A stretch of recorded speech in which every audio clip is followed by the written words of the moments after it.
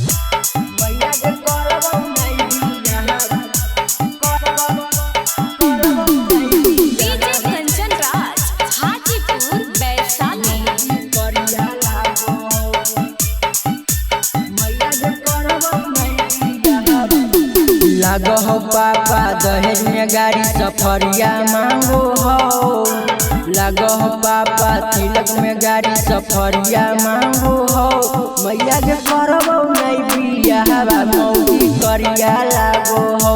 मैया के करबौ नहीं बियाह छौरी करिया लागो हो लागो हो पापा दहेज में गाड़ी सफरिया मांगो हो लागो हो पापा तिलक में गाड़ी सफरिया मांगो हो मैया के करबौ नहीं बियाह मौगी करिया लागो हो मैया के करबौ नहीं बियाह छौरी करिया लागो हो मैया के करबौ नहीं बियाह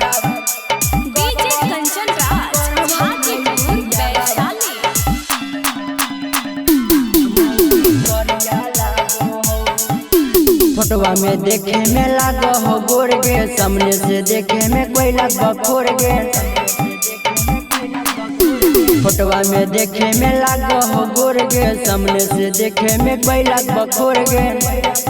आगे दीना मुँह में देखे में अनहरिया लागो हो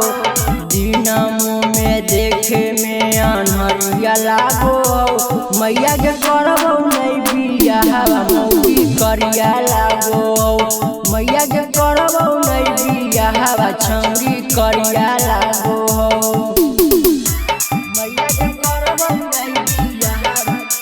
डीजे कंचन राज हाजीपुर वैशाली।